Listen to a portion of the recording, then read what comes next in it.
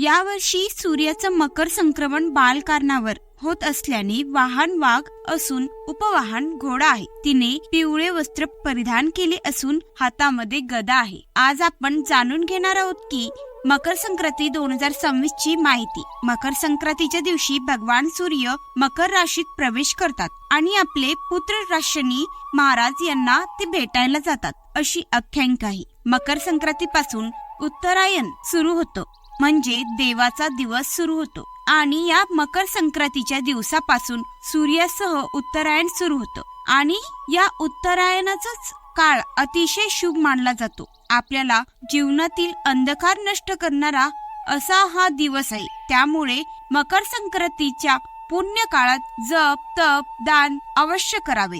यंदा 2026 मध्ये मकर संक्रांती कधी येणार आणि मकर संक्रांतीचे वाहन काय आहे, मकर संक्रांती कशावर बसून येणार आहे आणि मकर संक्रांती कोणत्या रंगावर आली आहे आणि कोणत्या दिशेत जात आहे, पुण्यकाळ कोणता, तसेच मकर संक्रांतीचे संपूर्ण फळ नक्षत्र कोणते, या दिवशी कोणते दान करावे, ही सगळी माहिती आज आपण या व्हिडिओ मध्ये जाणून घेणार आहोत. आपल्या हिंदू धर्मामध्ये मकर संक्रांतीला फार महत्व आहे. जेव्हा सूर्य मकर राशीत प्रवेश करतो त्या राशीला, त्या शुभ योगाला मकर संक्रांत असं म्हणतात. तर मकर संक्रांत हा सण आपण अगदी आनंदाने साजरा करतो. मकर संक्रांत हा सण नेहमी आपण पाहत आलेले आहे की 14 जानेवारीला येतो किंवा 15 जानेवारीला.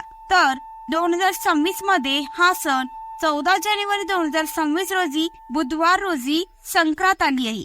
खूप दिवसानंतर असा योग आला आहे की या दिवशी शरतीला एकादशी देखील आहे. अतिशय शुभ अशी ही तिथी एकादशी आणि मकर संक्रांती एकत्र आपण साजरी करणार आहोत. शके 1947 पौष कृष्ण 11 बुधवार 14 जानेवारी 2026 रोजी दुपारी ठीक 3:06 सूर्य मकर राशीत प्रवेश करतो. सूर्याचा पुण्यकाळ कधी आहे तर 14 जानेवारी रोजी दुपारी 3:06 पासून सूर्यास्तापर्यंत म्हणजे 6:20 पर्यंत. या पुण्य काळात आपण काय करायचं तर महिलांनी वाणवसा करून घ्यावा, वाण द्यावं, दान आपण करू शकता, जप तप करू शकता. आता या वर्षी मकर संक्रांत कशावर बसून आली, वस्तू कोणत्या परिधान केलेल्या आहेत आणि संक्रांतीने ज्या वस्तू परिधान केलेल्या आहेत त्या वस्तू आपल्याला वज्र करायचे असतात. तर या वर्षी सूर्याचं मकर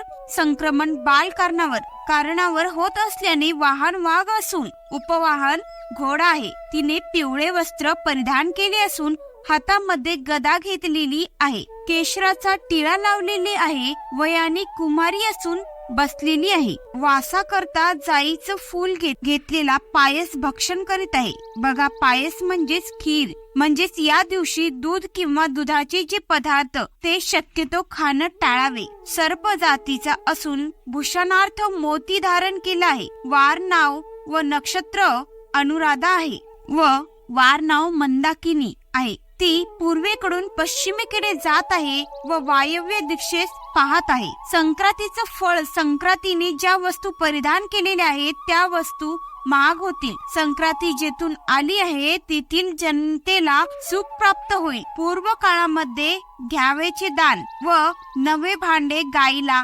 घास, अन्न, तीळपात्र, गुळ, तीळ, सोने, भूमी, गाय, वस्त्र, घोडा इत्यादी यथाशक्ती दान द्यावेत. मकर संक्रांतीचा सण हा 3 दिवस चालत असतो. संक्रांतीच्या आदल्या दिवशी भोगी हा सण साजरा केला जातो. तर यंदा भोगी हा सण मंगळवार म्हणजे 13 जानेवारीला भोगी हा सण असणार आहे. तर 14 जानेवारीला मकर संक्रांत आणि 15 जानेवारीला क्रिंकात हा सण साजरा केला जाणार आहे. क्रिंकात म्हणजे कणी.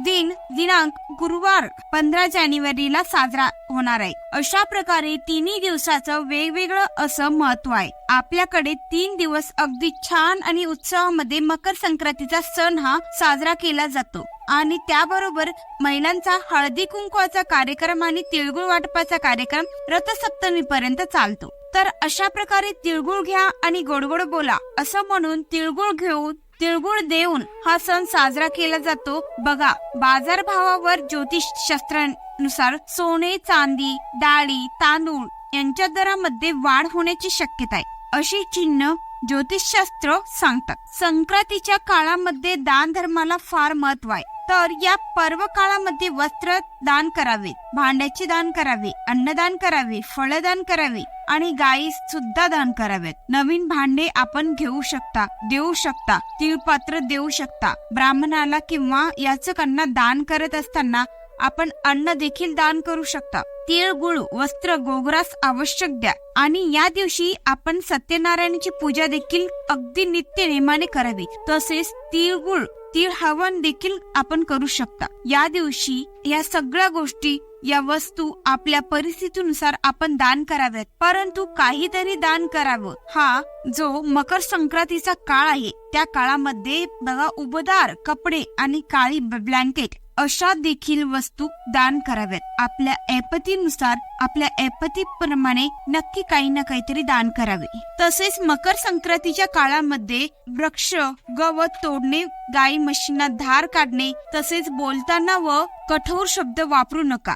विचार करून बोला. तामसिक पदार्थ खाऊ नका. ब्रह्मचारी पाळा. या सगळ्या गोष्टींना वज्र कराव्यात. आता मकर संक्रांतीच्या काळात पवित्र नद्यांमध्ये देखील स्नान करण्याला फार महत्व आहे. आणि सगळ्यात महत्वाचं म्हणजे मकर संक्रांतीच्या काळामध्ये सूर्य हा धनु राशीत, मकर राशीत प्रवेश करतो, ज्याला सूर्यास्त उत्तरायण सुरू झालं असं म्हणतात. आणि या काळामध्ये दिवस मोठा आणि रात्र लहान असते. दान धर्मासाठी हा दिवस म्हणजे हा काळ अतिशय शुभ मानला जातो. बघा, मकर संक्रांत ही संक्रांतीच्या दिवसापासून ते रथसप्तमी पर्यंत साजरी केली जाणारा सण आहे. संक्रांतीने ज्या वस्तू परिधान केलेल्या आहेत त्या वस्तू आपण वज्र करायचे असतात. या वर्षी संक्रांतीने पिवळे वस्त्र परिधान केलेले आहे, त्यामुळे पिवळी साडी प्रत्येक सुवासिनीने, महिलेने ही साडी वज्र करायची, म्हणजे साडी घालायची नाही. पिवळ्या बांगड्या किंवा पिवळ्या फुलांचा गजरा अजिबात घालायचा नाही. आता आपण जाणून घेणार आहोत की या दिवशी कोणकोणते धार्मिक उपाय आपल्याला करायचे आहेत. तर या दिवशी धार्मिक उपाय: सकाळी तीळ मिश्रित पाण्याने